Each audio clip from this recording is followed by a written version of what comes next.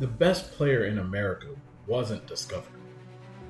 He came from a system no one else had. For several years in the early 1990s, one name kept appearing at the top of Southern California tournament brackets: Tomo Ohira. He wasn't just winning, he was dominating. Players challenged him constantly, hoping to prove they could take his place. Most of them left with the same result: a loss. And eventually, a question started circulating among the people paying attention. Where did this guy come from? Because Tomo's dominance didn't look random. It looked built. In 1991, the American fighting game scene had no internet, no forums, and no centralized way for players to find each other. Most arcades operated like isolated islands, where a strong player could dominate for months without ever facing the best competitors from another region.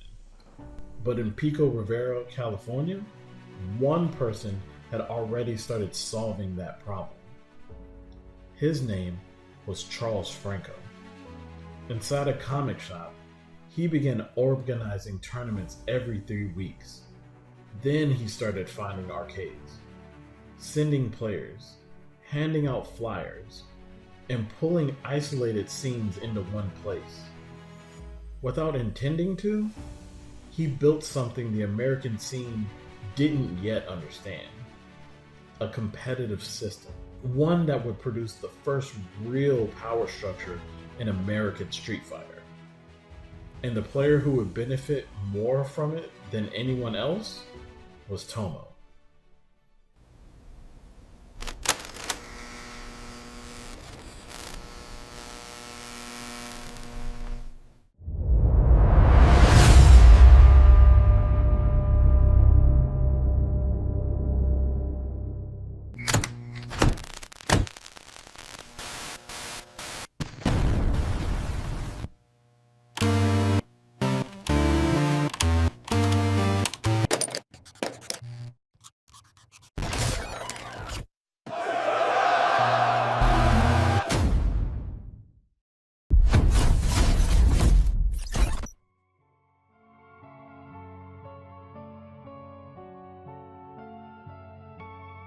When Street Fighter II exploded across American arcades in 1991, competition spread rapidly, but structure did not follow at the same pace. Cabinets appeared everywhere: malls, pizza shops, bowling alleys, and within weeks, players were forming rivalries in every region. What didn't exist was a way to connect those rivalries. A player dominating in Los Angeles had no reliable way to test themselves against competitors in Northern California, Chicago, or New York. Reputation traveled through word of mouth, but word of mouth was inconsistent and often exaggerated. Even the 1991 Capcom Nationals, which had briefly brought players together, failed to create a lasting competitive framework. Once the event ended, the American scene fractured into isolated pockets. Skill existed everywhere in America, but without structure, none of it could be measured. And without measurement, there was no way to determine who the best players actually were. And because of that, something critical never formed. Not just competition, a way to prove it.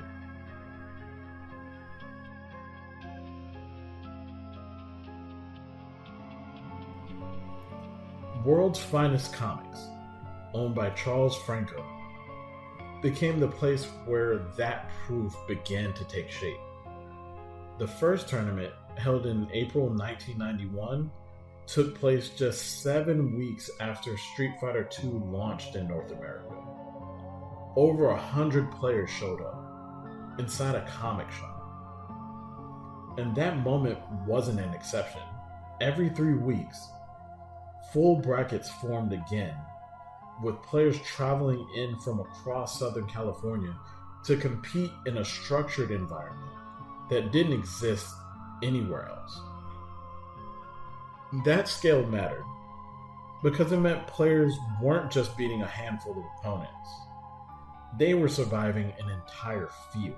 And once that kind of bracket forms, winning once isn't enough. You have to prove it again and again. From the beginning, these tournaments used double elimination brackets and long set formats, with matches played first to 3 games and later rounds often extending to 4. This forced players to adapt, adjust strategies mid-set, and win repeatedly against the same opponent. In a time when most arcade competition was decided in a single game, this format introduced a new level of consistency and depth that didn't exist elsewhere in America. And because these tournaments occurred every 3 weeks, that environment repeated constantly. The same players, the same matchups, the same pressure. Skill didn't just develop, it accelerated. As word spread, players from other arcades began traveling to Pico Rivera. Many arrived confident. They had dominated their local scenes and expected to do the same here. But the structure and repetition of these tournaments created a different reality. Deep brackets, long sets, opponents who adapted. Players who had never lost in their home arcades found themselves eliminated early.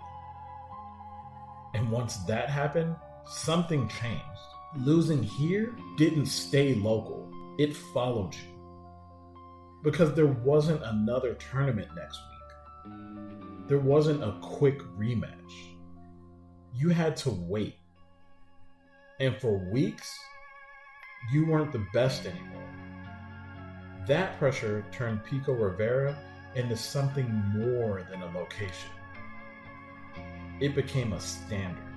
If you wanted to prove you were the best in Southern California, you had to survive world's finest.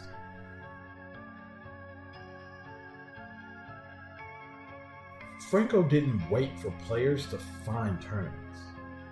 He went out and found them.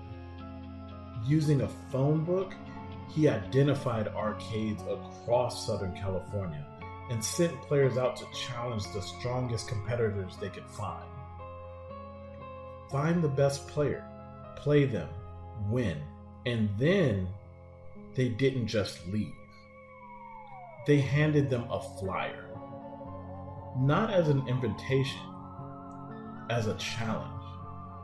Like, if you wanted another chance, if you thought you could win, if you wanted to prove that loss was a mistake, they told you exactly where to go. World's Finest Comics, Pico Rivera.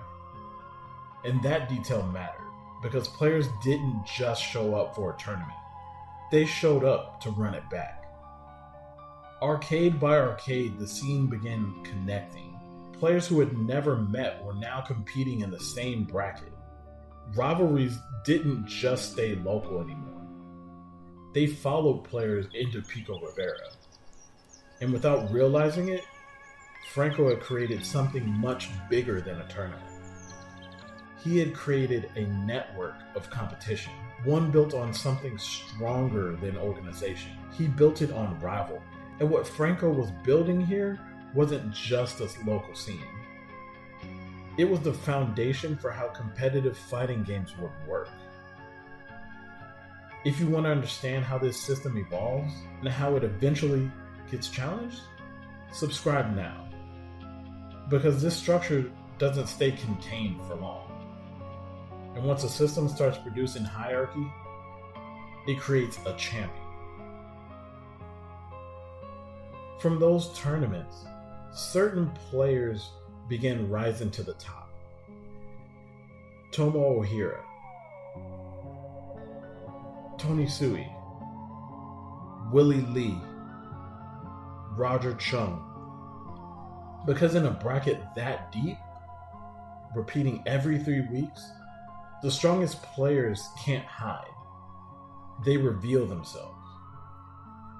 And when the same names keep appearing at the top of that kind of bracket, you stop asking if they're good.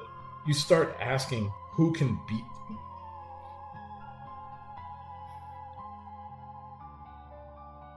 Eventually, that dominance needed to be tested outside of Southern California. Team World's Finest traveled north to compete against Northern California's strongest players. What followed wasn't a close exchange. It was confirmation. Southern California players won consistently, which forced a realization.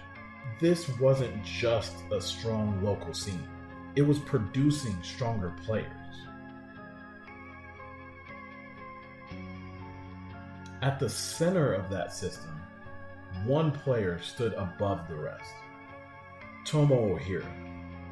Again and again he won.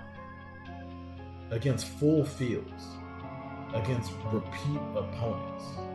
Against players who were already among the best in the region. And eventually, people stopped expecting anyone to beat him. Because at that point, the question had changed. It wasn't, can someone beat Tomo? It was, who even can? What had been built inside a comic shop in Pico Rivera had produced something the American scene had never clearly seen before. A dominant champion. Not a rumor, not a local legend. A player whose strength could be proven. World's Finest Comics proved that competitive fighting games required more than talent. They required structure, regular tournaments, consistent opponents, an environment where skill could evolve. For a brief moment, that comic shop represented the most organized competitive Street Fighter environment in the United States. And from that system, America's first champion emerged. But being the best inside one system doesn't mean you're the best in the world. The next episode is about that dominance. The rise of the player who ruled the early American scene. Subscribe now, because this is where the story shifts from structure to power.